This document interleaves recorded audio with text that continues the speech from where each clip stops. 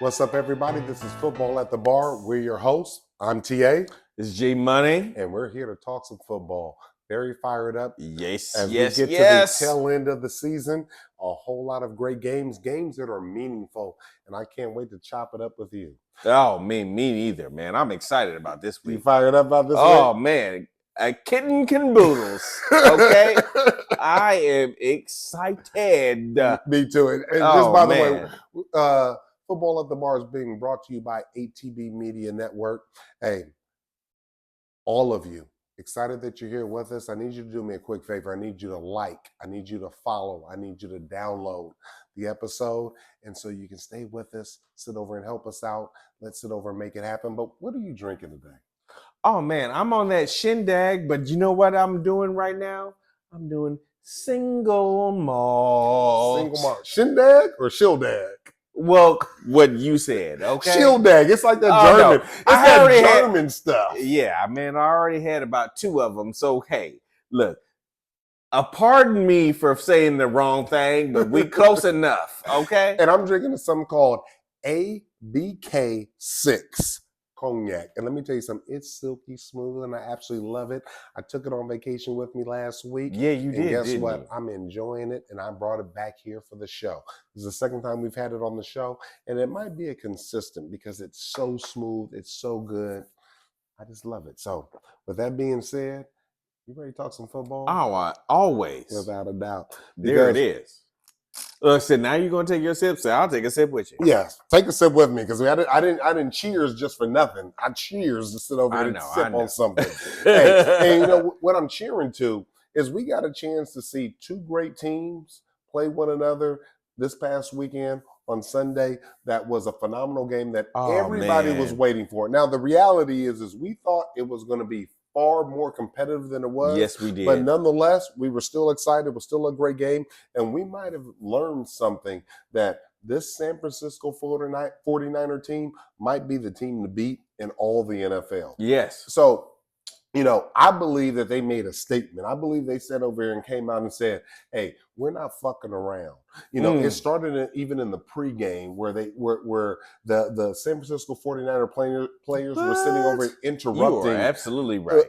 Interrupting the Eagles pregame.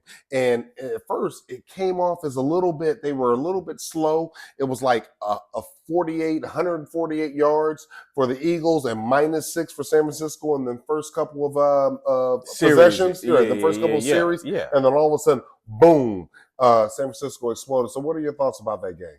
Look, at the end of the day, what San Francisco did was they just said, we are going to be the champions and you are not. Okay? That's how strongly I feel about that game. It was an ass whooping on ass whoopings. Ass whooping on steroids. Huh? Yeah, man. Look, these guys, they just came out there and they just simply said, look, we're going to talk smack to you, Philadelphia, with all your cold and all of your everything. And we're the Bay Area West Coast team. And we're going to smack you in the mouth. And we're going to do it in your own stadium. And we're going to do it in the rain and the cold and everything else. And it was just like, oh, my God, I can't even believe that happened. I'm damn near giddy about it, even though I'm not even a 49ers fan. But that's how much they whooped them. Well, what it showed is that this is a perennial team. Go ahead and that they're not sitting over here to be trifled with. That they do have the talent. They've assembled a team that can unequivocally win a Super Bowl. Absolutely. Not in a couple of years, but this year. No, they right just now. beat the number 2 team from last year. You know, the team that went to the Super Bowl, the team that knocked them out of the playoffs last year, and they had so much to talk about in the preseason. And after that game, so many complaints are saying we would have won if it wasn't for Purdy getting hurt. Yeah. And I, for one, thought that was. I thought they were putting a lot on. I thought the Eagles were a better team last year. But the reality is I'm starting to maybe buy into all those complaints that they had, that if Purdy was there, they might have won that. Well, you know, you have to buy in now because what they've really established is that, guess what?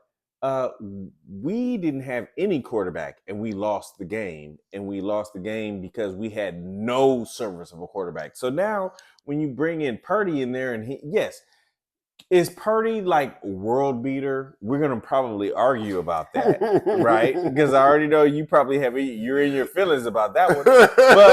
But they just said we have a quarterback and we're the better team. So the only thing that the San Francisco 49ers establishes, they are the better team, and it is like by a country mile. And that's the thing. It was shocking the way that they whooped them. And I would agree with that. But one thing I don't agree with is you talking about we. You have to pick a side. I know the Raiders used to be in Oakland, but don't sit over here and try and convolute just because they were both in the Bay. You acting like you're a San Francisco fan. Pick a side, or you're San Francisco or you're Raiders. And knowing you, I know you're the Raiders. Look how you dress. You're the Raiders. So don't talk about we. That's number one. But unequivocally, for sure, without a doubt, they sat over here and pronounced that they are here. They announced it. And so I respect it and I appreciate it. Here's what I am saying is that what they are is a well-constructed team, and talent is always so important. They have assumed and assembled a tremendous amount of talent. And so with that being said, is talent wins Super Bowls. They used to say defense wins Super Bowls. I think the reality is talent wins Super Bowls. And so they've amassed the amount of talent. The problem with this team is what happens when the talent isn't there? What happens if somebody gets hurt? Because there's still a lot of football to be played before we get to the playoffs. And we've seen that if they lose one individual, then they're no longer the same team. If they lose two individuals, then they can't even compete. That's what we've seen thus far. And so that's kind of my big problem, because after that big win, obviously everybody was running around talking about Purdy is the MVP. Mr. Irrelevant is the MVP. And I don't even remotely feel that way. When you're the MVP, you're the most valuable player on your team. Is it fair to say Purdy is not the most valuable player on that team? Well, here's what I want to say with all of your diatribe, okay? What I'm going to say is that the 49ers are my 1A team. I was going to say B team, but no, they're my 1A team. I'm going to go ahead and claim them because they make my spirit feel good, okay? But at the end of the day, look, they just proved that they are the team to beat. I think that you might as well give them the Vince Lombardi trophy right now, because they have just proven with what they did to Philly, they're going to win it. And they're like, and not only are we going to win it, they're going to win it, and we're telling you that we're going to win it before the playoffs even begin. How's about that? Well, that's based off of assumptions, and we know about what assumptions. Assumptions are making an ass out of you and me. And barring injury, this is a team. This is a team that unequivocally should be in the Super Bowl coming this year. I am going to go out on a limb, not a big limb, because this is, to me, is an easy button. They're going to be representing the NFC. Well, the question is Purdy going to be also lifting that MVP trophy? You know, so when you talk about MVP trophies, it's very tricky. I think that what we have discussed about Purdy through, let's say, the early part of the season is he has looked pedestrian when he hasn't had all his faculties. So if he loses a wide receiver, he becomes a stone cold mystery. But how about what does he look like when he has all his faculties? The bottom line is, look, yes, he did. Did he need Debo? Yes, he needs Debo. Does he need Kittle? Yes. Does he need Ayuk? Am I saying it right? Ayuk. He needs that guy. Okay. But when he has all of them, he's a gangster. Well, let me ask you a question. And you saw it. Well, let me ask you 4 touchdowns. Let me ask you this. In the cold. Is the MVP defined by needing every single piece to be great? Of course Is an not. MVP defined by needing anything? See, really, what I've seen in my 46 years of being on this earth and following this phenomenal Oh game of man, you talk football about 46 years. is that the MVP lifts the other players around them. Purdy needs the other players around him to lift him. Okay. And that's where the difference So is. now that we are in this new era, and I almost want to call it like the Tom Brady era, right?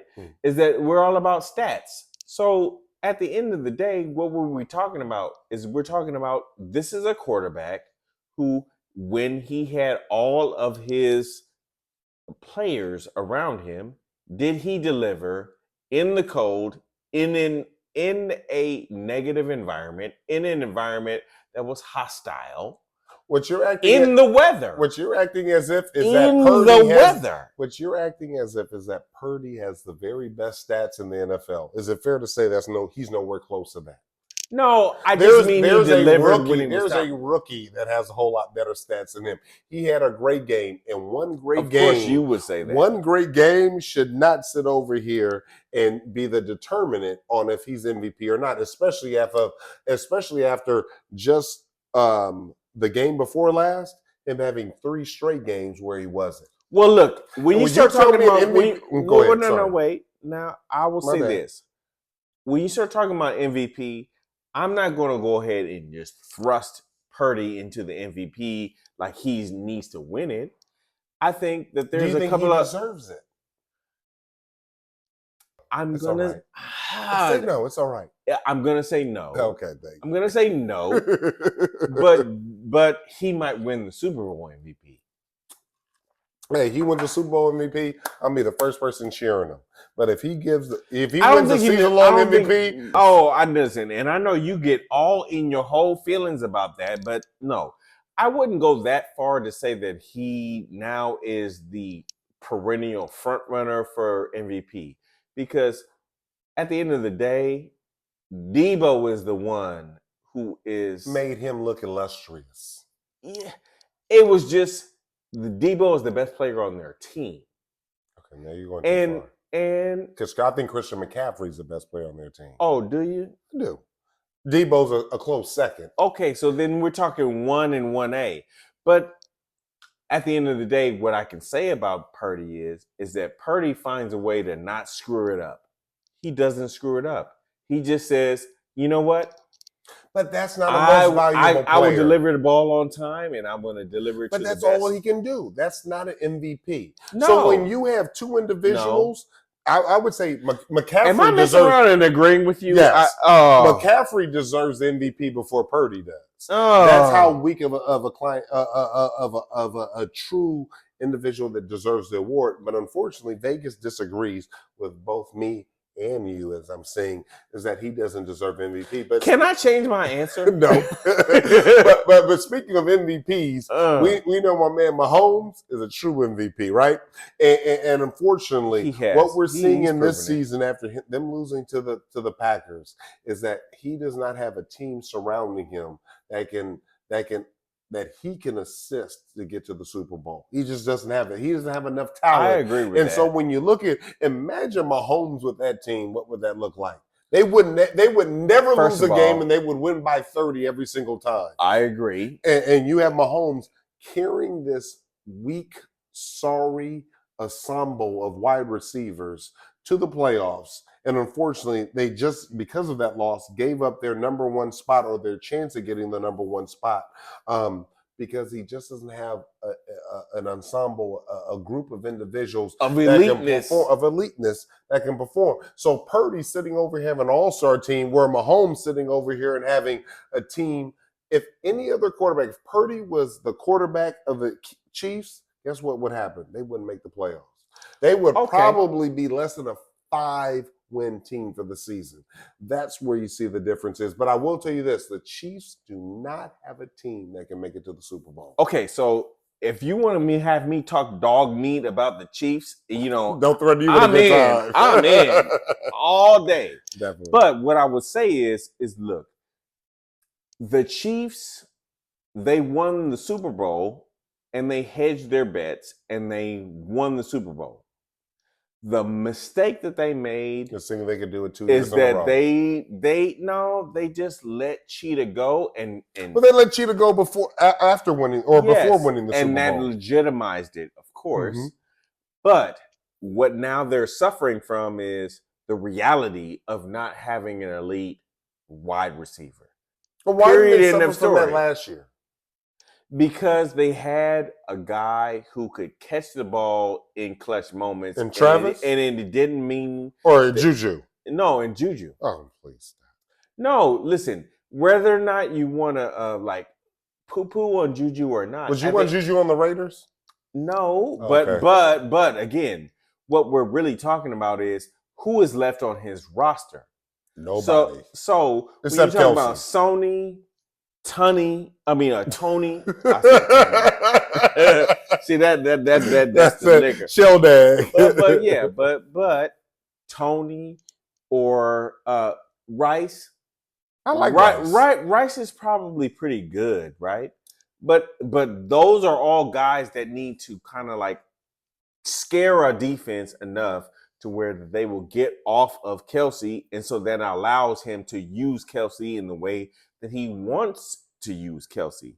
When you don't have anybody else who can actually push the back end of a defense in any capacity, and because they drop balls, then this is what you're seeing is they're marginal at best. And that is the, dare I say, I said it about 1 million times, the fragility of winning. They do not have enough on offense to actually excel at offense. They don't have enough. That's the bottom line. If you don't trademark fragility of winning, shame on you. I'm gonna do it because Lord have mercy. Aren't we on this show? That is your coined phrase right there. The fragility of winning. It is. Now, to be honest with you, I'm talking to you about this today because we had the opportunity yesterday to sit over here and see a team in the San Francisco 49ers and what a Super Bowl team looks like.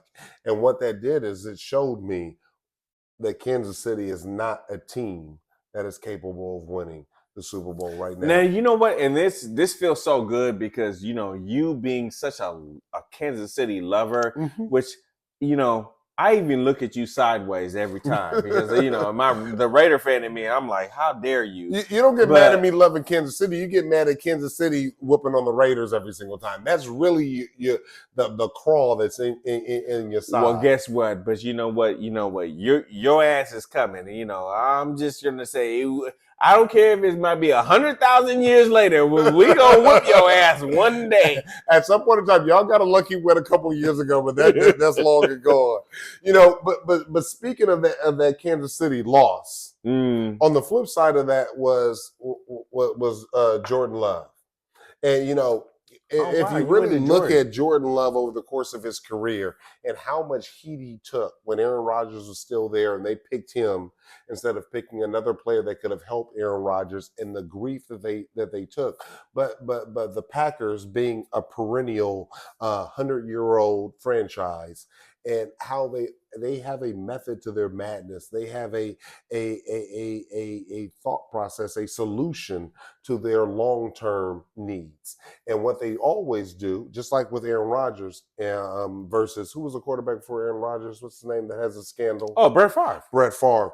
And they brought Aaron Rodgers in, is what they do know is they need to bring in a quarterback early rather than late. Yeah. And spend the time to season them and develop them.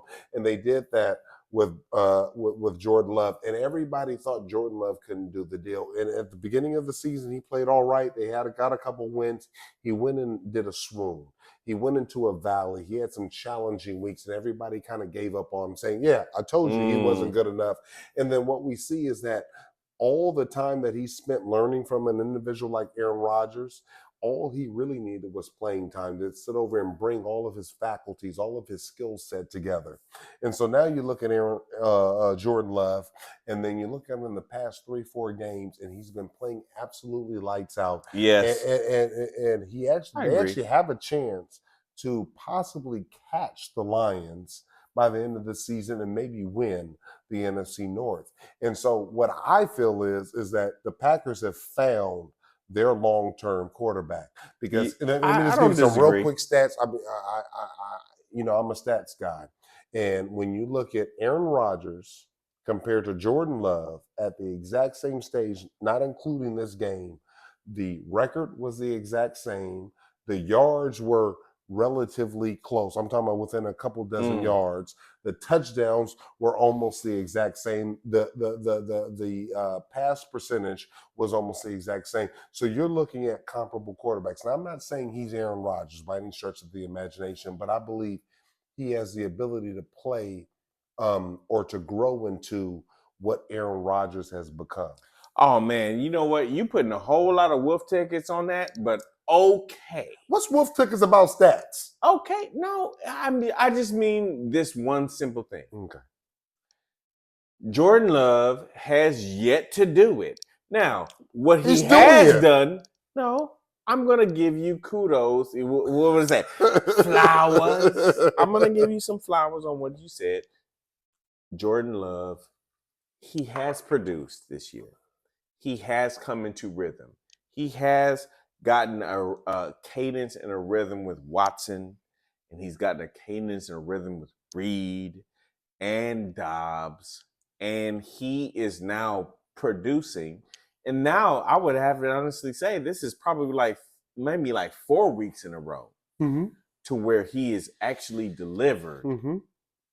So yes, could he be the next Aaron Rodgers? Absolutely, he could. He could. I'm actually, dare I say, proud of him. I'm actually proud of him. I'm like the guy. You know, he's showing his worth, and I think that they have a guy. So all those things being good, but I'm not gonna just future prognosticate and say that he's gonna be the next Aaron Rodgers. But I'm not saying that either. But he's the next franchise quarterback for this franchise. Okay, fine. I can concede that because he's doing it. There ain't nothing to it but to do it, baby. So he's doing it. And what is that ensemble of wide receivers? What do they all have in common? They're all young. They're all young.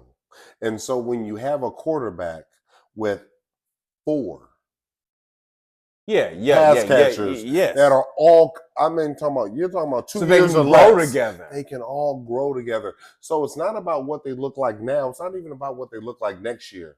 What will they be 2 to 3 years from now when they're at the back ends of their rookie contracts? Real talk. Now, here's where the reality is. They're all going to continue to grow.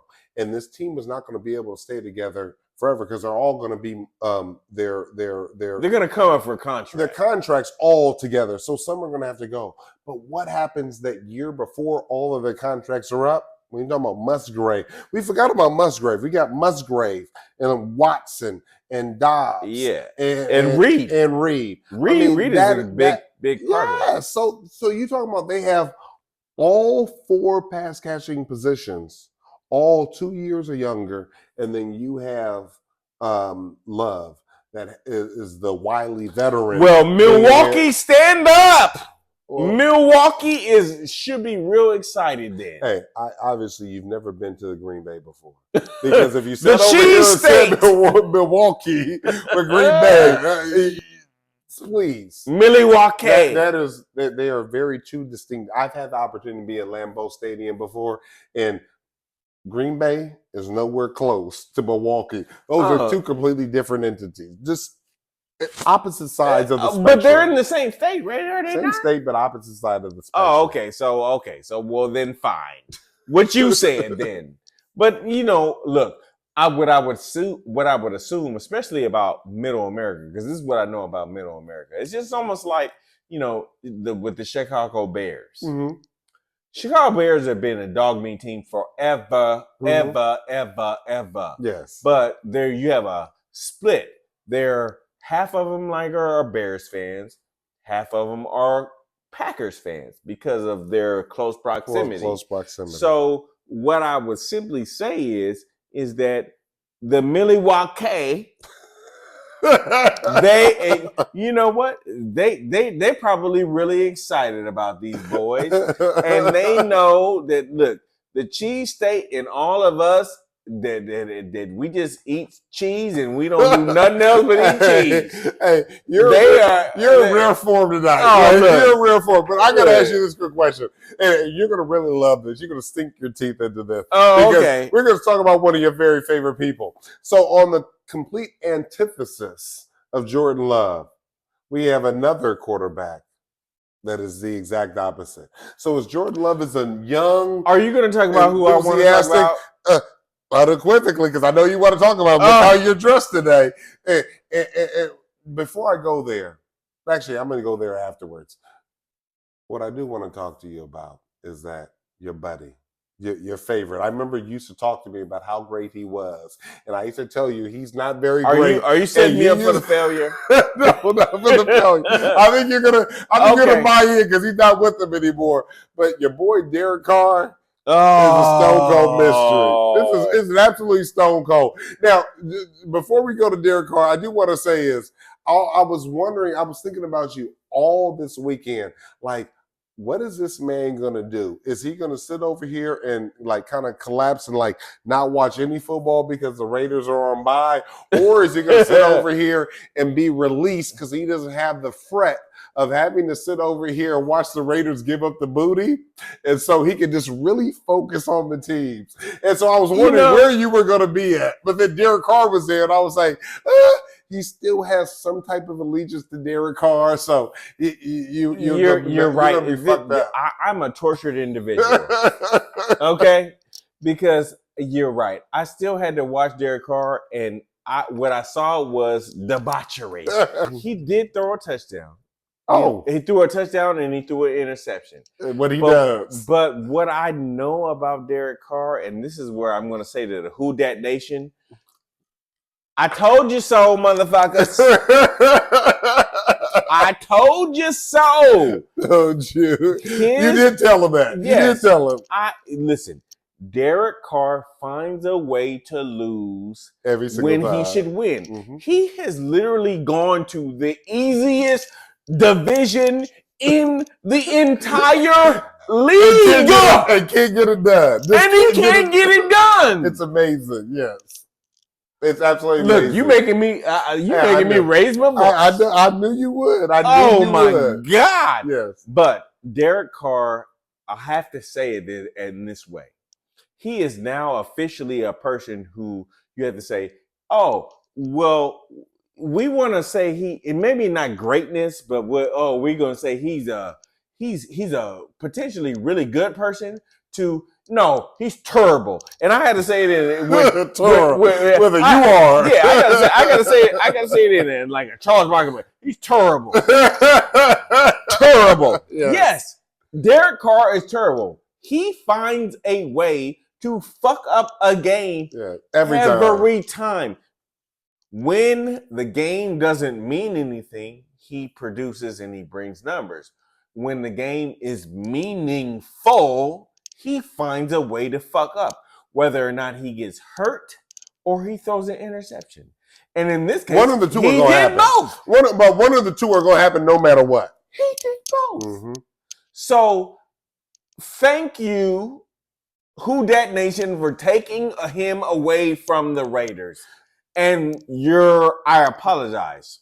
But here's what's funny is that we went into this season and they were ballyhoo so excited. We have the best quarterback in the division. I know. And I was sitting over saying, he's absolutely egregious. He's horrible. He has all of the physical tools, but he cannot read defenses and he throws rainbow, let's say deep throws at the most inopportune times. Hey, that's Derek Carr. As I appreciate everything that you're saying right now, as I appreciate everything that you're saying right now, I truly do. That does not negate the fact that for many, many, many years, you tried to sell me on him being good. And you know what? I did. Yes, you have to own that. You have to take accountability. And I mean, why are you trying to have me eat crow? I would just strongly encourage you that when I sit over here and articulate to you and tell you when you are blindly led by the love of your team, when I tell you, you got a quarterback that ain't shit or you got a player that ain't shit, I would encourage you to listen to Okay, so right now I can only say to you is that not only am I all in, I am like, Derek Carr is a hooker. I said it 2 weeks ago. What I would have loved for 3 Derek weeks Carr, ago. because I do like him as an individual, as a person, as a man. Yeah. What I do would like for him to do you know what I is really to sit hate? over here and watch this and say, you know what? They're right. I need to hang it up. No, just like his brother did. Yes, and go to NFL Network. But you know what I really hate is that you always do that. You always just say, "Oh, he's a good person." He is, and we got to give good people props. He gives back to the community. He does. Fine, but he don't win games. But he don't win games. Exactly. And guess what he gets paid for? Winning games. Hey. No, what happens is you have stupid ass organizations like the Raiders and the Saints that pay him to not win games, and to throw interceptions, and to get hurt, and to sit over here, but to be a good guy. Who that nation? I'm sorry, and it's your fault. So let's talk about a quarterback that there was a lot of consternation, there was a lot of ballyhoo, there was a lot of negative talk about surrounding a particular quarterback, even when he that's a good transition to quarterback. Unequivocally. And there's a quarterback that's played themselves not out of a role, but back into a role that's not going to allow his team to get rid of him. That's Kyler Murray. We actually had the opportunity this weekend to see Kyler Murray beat I wouldn't say a very good team, but be a very well-coached team, a team that had a record that's on their way, unfortunately, to the playoffs because they're not a very good team. And to put foots in, to use an expression, I can't remember where I got the expression from, put foots in. Who said it? It might be Shannon Sharp.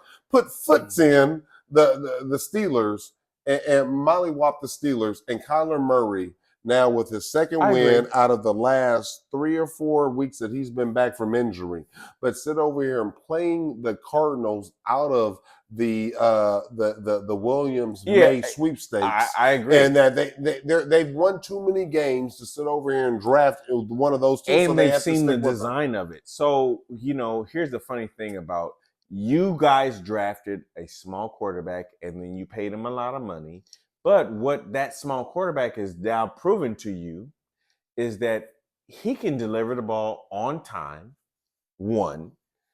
2, he still runs in a 4.3, 4.5 range, and he's mobile. So you should not be in the quarterback sweepstakes. And all he did at the end of the day is just say, guess what, fellas? I'm that dude. And if you give me marginal talent, regardless of what anybody thinks about the talent around Arizona, well, we know it's not good. Most of them, you could say that they're marginal, but it doesn't matter. He elevated to a victory. And he did that in the Steeler Dome.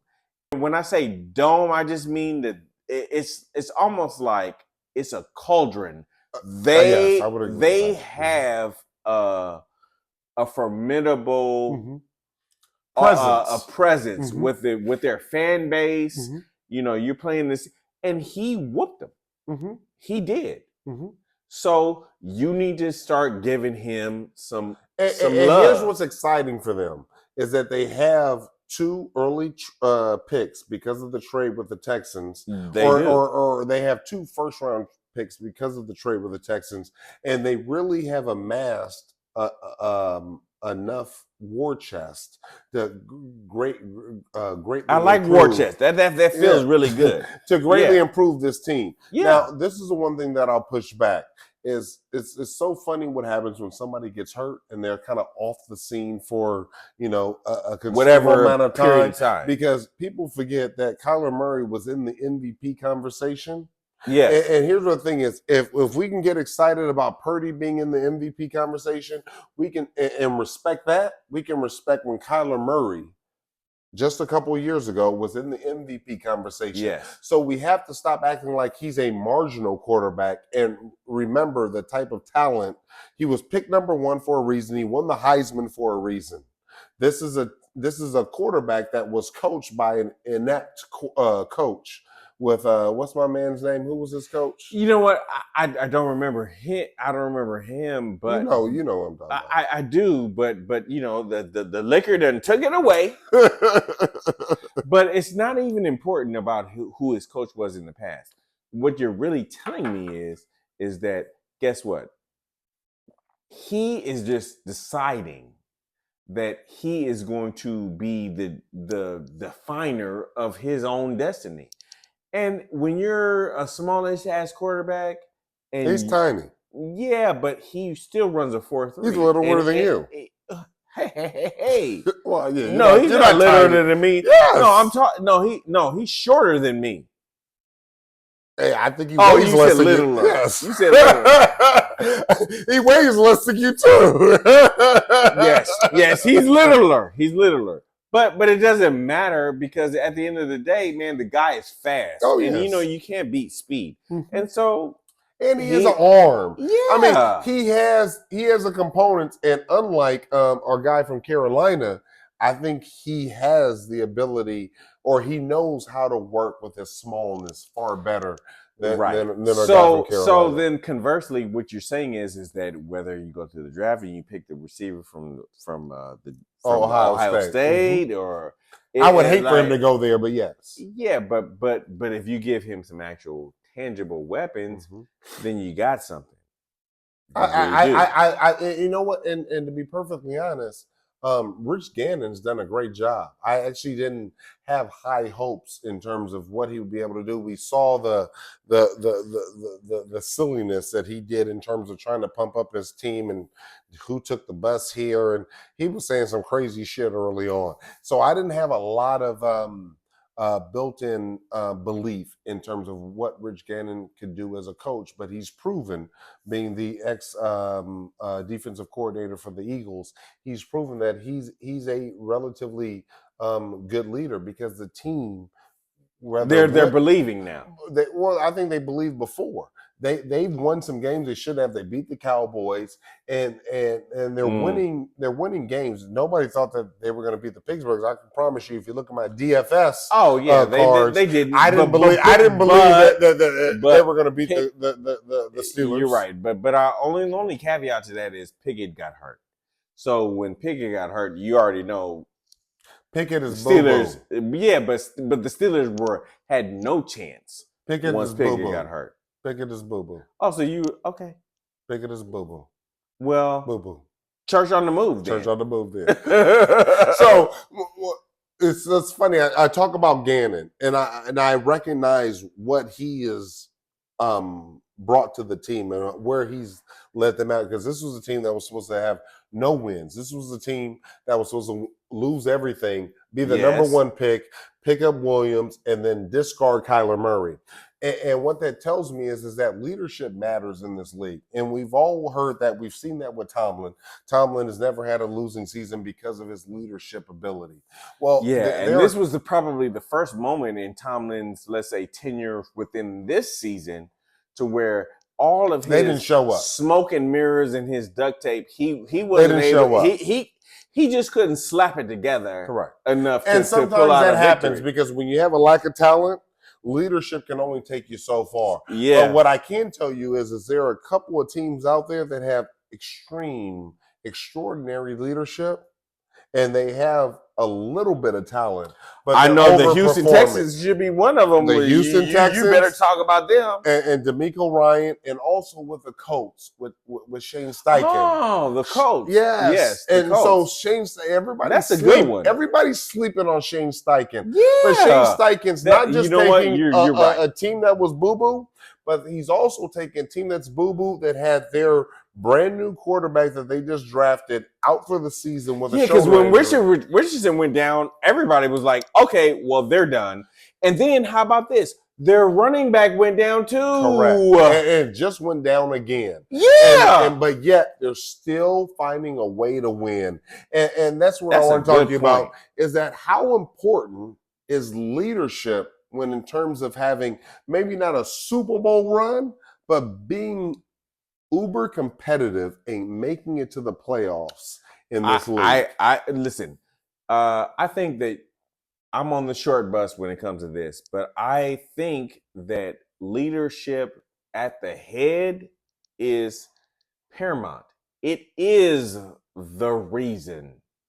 The reason. Mm-hmm. The reason why Denver went from doldrums of nothingness to 5 games in a row. It wasn't because of Russ. Almost 6. It wasn't because of Russ. We saw that this week. It wasn't because of Russ. It was because of the head coach, and you have to galvanize a whole group of the 52 men to believe in something and commit to a particular process to deliver a victory.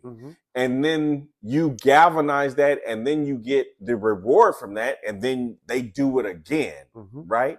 So that's what happens with victories. But you have to have a coach that can do that the first time. And so you're talking about coaches who have really done that. Without a doubt. At the end of the day, they've done that.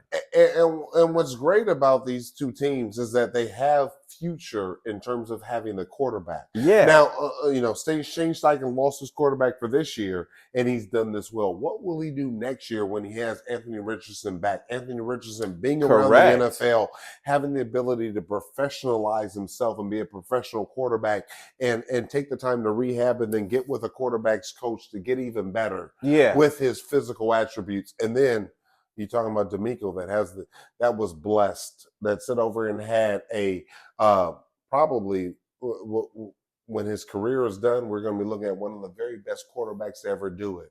But Stroud dropped in his lap.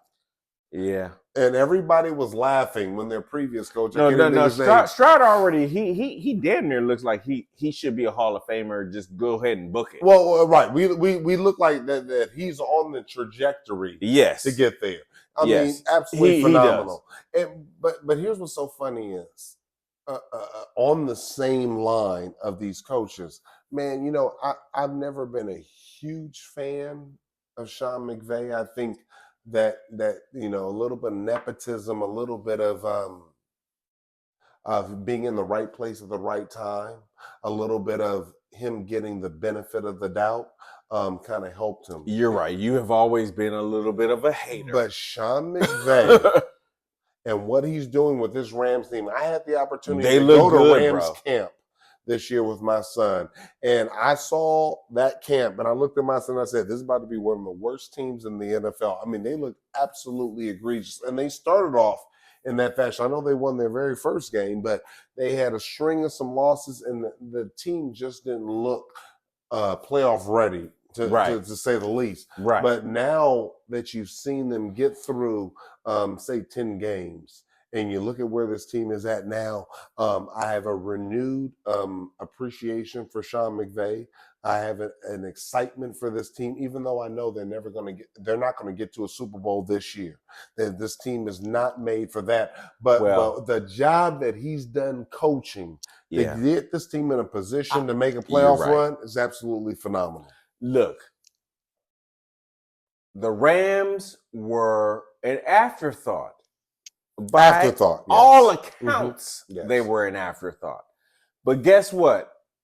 They look dangerous right now. They look scary, yes. Yes, because when you talk about Kyron Williams, when you talk about Puka Nacua, you love some Puka. You love some Puka. Listen, if Stroud wasn't doing what he was doing, I would say that Puka Nacua should be the Rookie of the Year.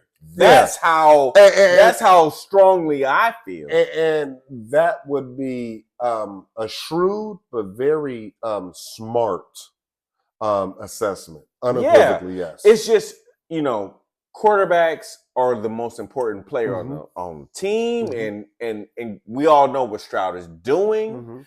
But Puka is showing his ass. And he's done it when he knew that Cooper Kupp was basically injured and he was basically I hobbled. thought you were going to say when he knew Cooper Kupp was done and he's out No, of here. see, I'm not going to hate on Cooper. I'm a Cooper fan. I'm a Cooper fan. Yeah. I mean, listen, the guy had arguably outside of Jerry Rice, he had one of the best offensive seasons of a lifetime. And then he won the Super Bowl on top of it.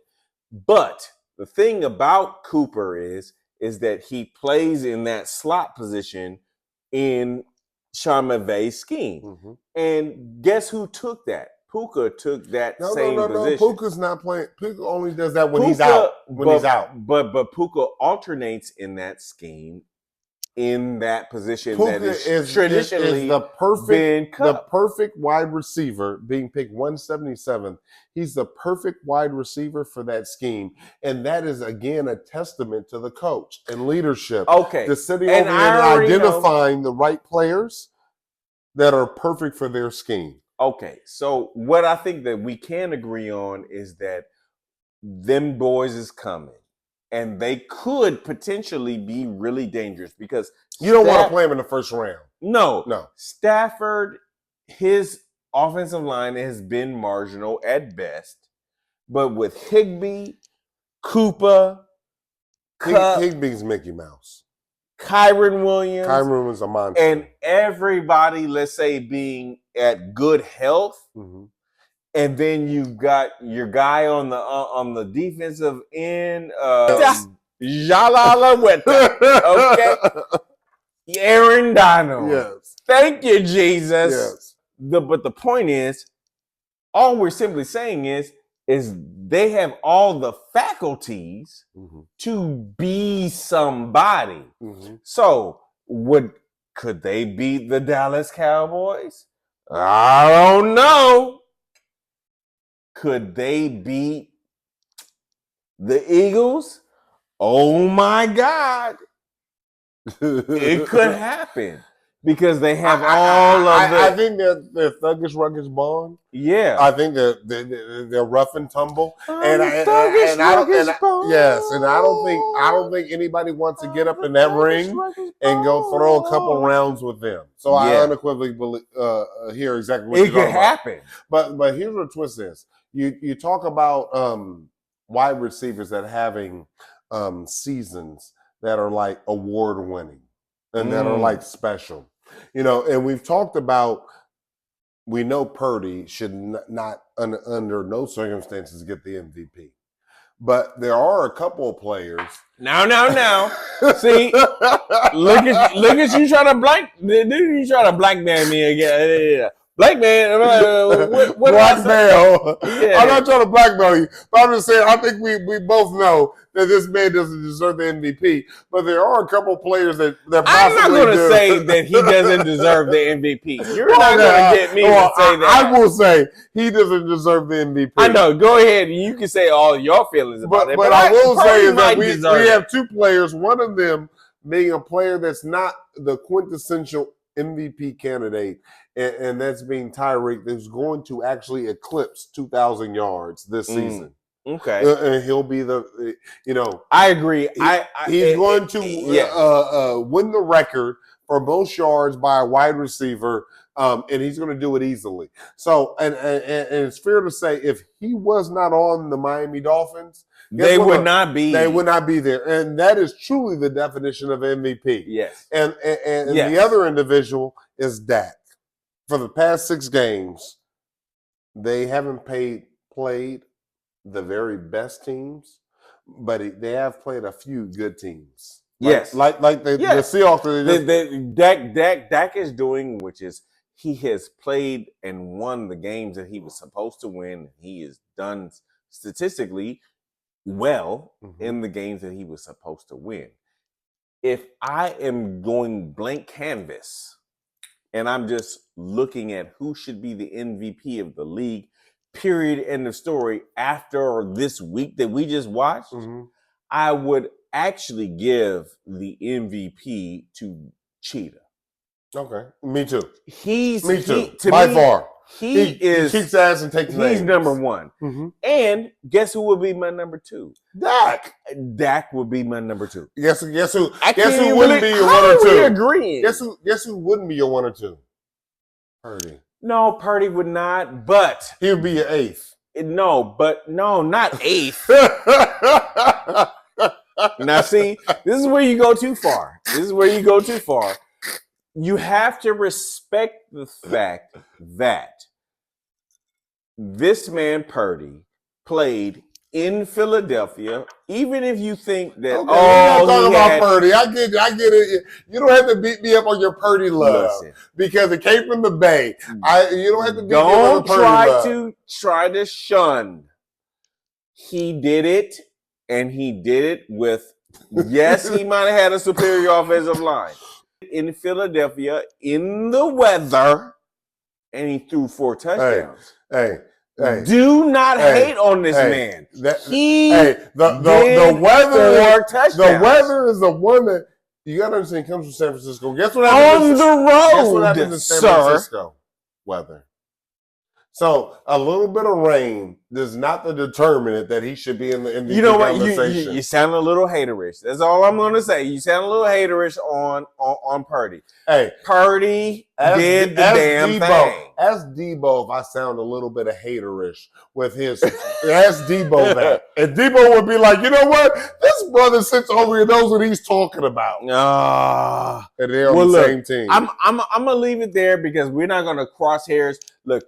Listen, you have to we all know that at the end of the day that the thing that is the straw that stirs the drink for the 49ers, it is Debo. It's not Purdy. It is not Purdy. So is it fair to say he shouldn't even be in the MVP conversation? He's not the straw. Is Tyreek the straw for Miami? Tyreek is off. He's the straw. He's the glass. He's the Is Dak the straw? Is Dak the straw for the Cowboys? He probably So is it fair to say Purdy shouldn't be in the conversation if he's not the straw? No. If he's not the straw. When can the straw, a person who's not the straw, be in that conversation? Listen, I'm not a 49ers fan. Let me go ahead and say that. You just said we. You were just talking about we. Is he a straw? He delivers when it's time to I need you to answer me a question. Is he the straw? Okay, then I'm going to go ahead and say is he the straw? I'm going to say that he is a straw. He is not the straw. You know why? He is a straw. So the cup for the 49ers have multiple straws. Yes. You remember when we was young and every blue moon, you remember the straw that had the little tilted? And then when you got a couple of those, you would sit over here. So he's that You cup. are such a hater. No, I'm not. I just speak honestly. But okay. We know he's not the straw. We know that he has an all-star team that's around him that allows him to look great. And what we do know is if one of those all-stars are on the team, he turns into a pumpkin. You know what? I won't. Did he turn into a pumpkin? 3 games, the most interceptions he ever had cumulatively, and all the games that he's played came in those 3 games. Is it fair to say he turns into a pumpkin?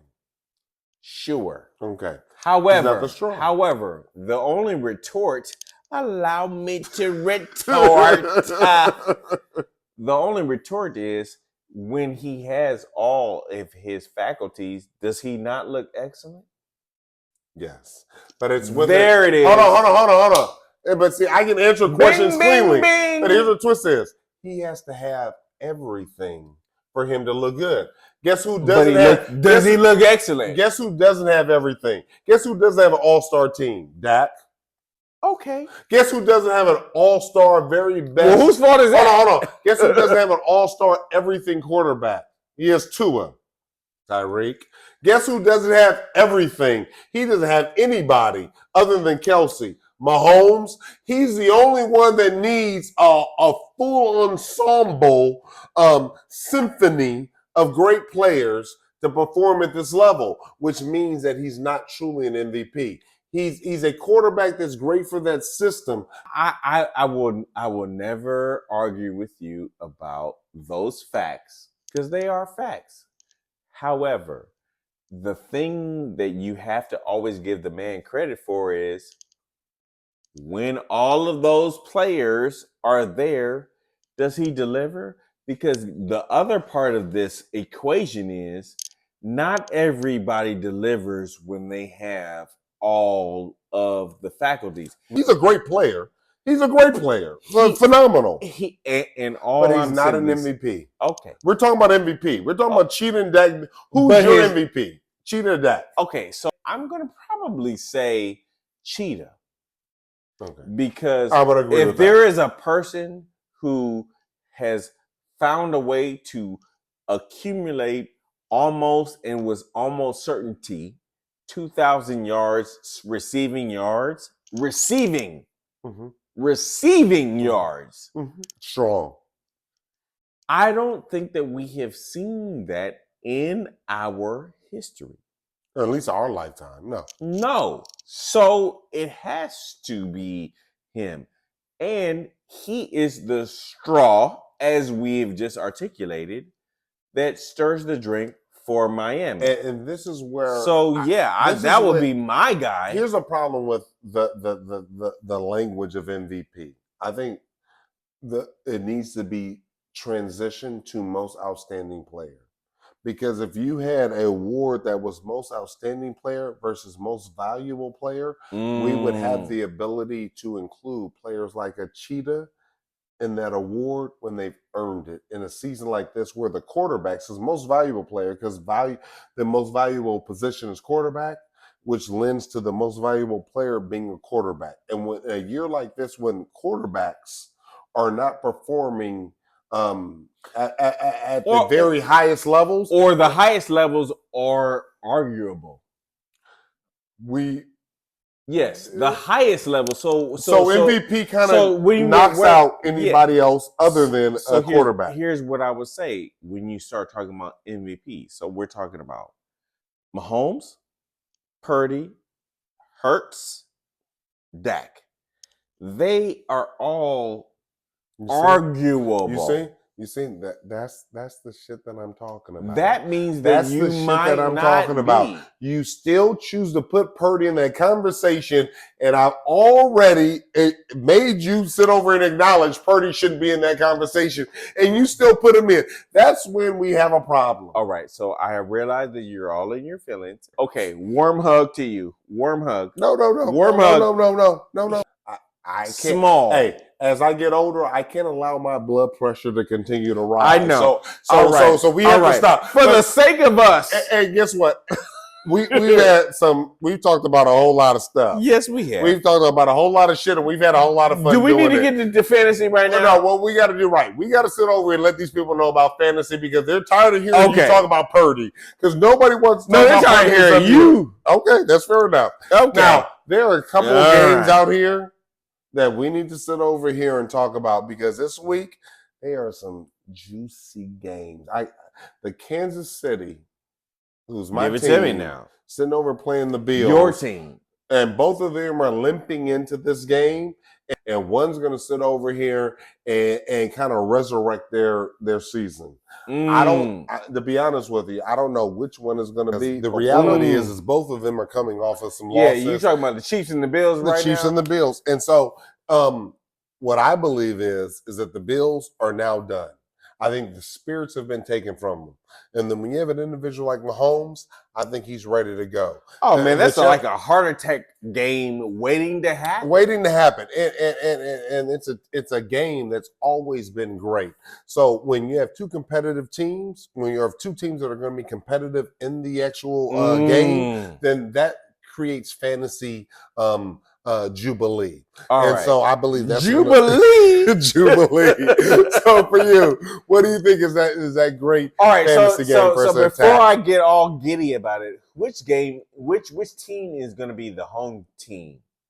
Do you know? I believe it's going to be the Buffalo Bills. Oh, okay. So we're playing this in I believe. I'm not for sure. Buffalo. But for me, I don't care about all right, so I won't hold you to it, but we're going to go with that. Okay. So if we're going with that, I would probably say that Buffalo, good old Buffalo. Please don't say they're going to win. they're going to win that game. Okay. Hey. They are going to win that game, even though. Hey, you know I'm going to rub it in your nose next week. So you know that, I right? don't care. Okay. But I don't. Because you're a hater. Because I am a hater. You are a hater. I'm a resident hater, and I love it, and I own it. You are.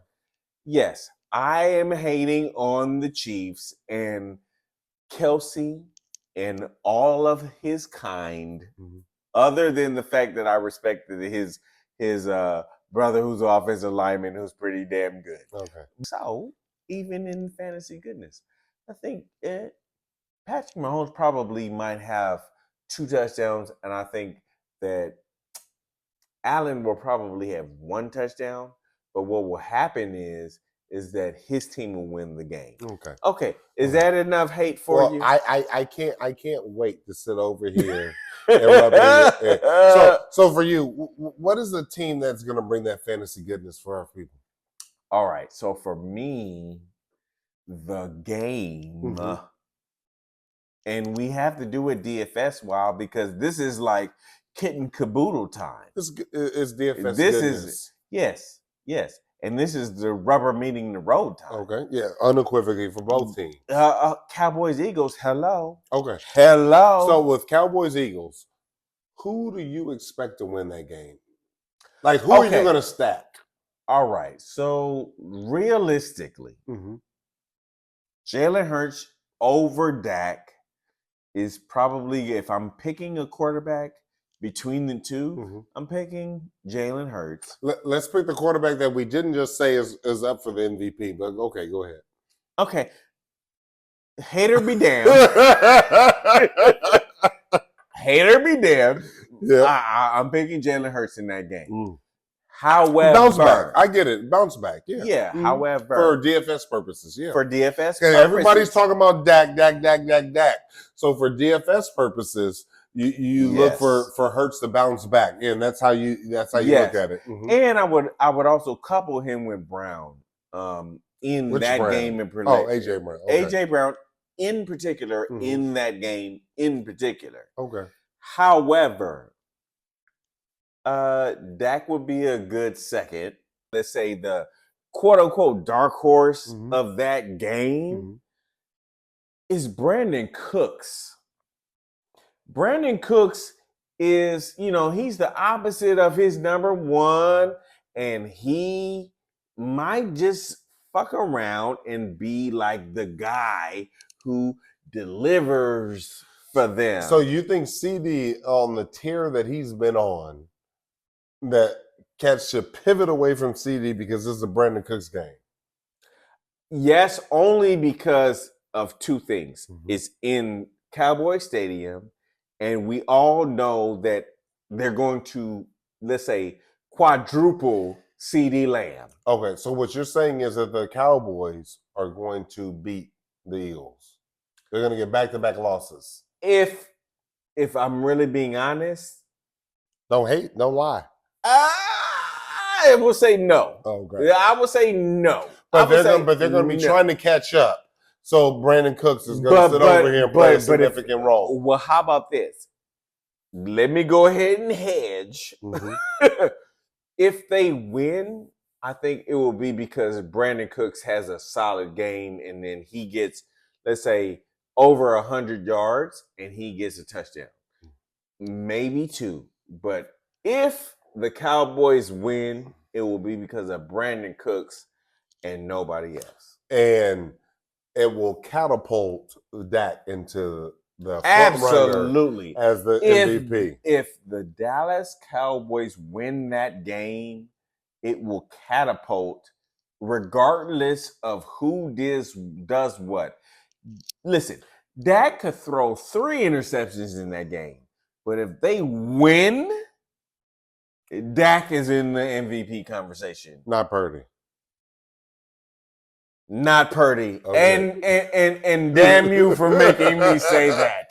But yes. So with that being said, it was fun. You're babysitting. I actually drink in this game. When I sit at the bar, I actually drink. You over here sipping and listen, my glass would prove that I am the drinker.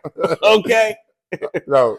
I'm less. I have a new glass, but that's the old glass. Okay, well, the audience doesn't know that. I'm showing them now. I appreciate you. We had some fun. I can't wait to watch these games come up. Well, let me catch up. We got a great week. I need you to catch up. And Church on the Move. Church on the Move. ATB, baby. ATB. Hey, I need you guys to please follow, like, and download. Subscribe. And subscribe. I like that too. Yes. That being said, hey, here we go. Mm-hmm. We did it, baby. Babysit. Hey, my babysitting. Say babysit. Oh, my God.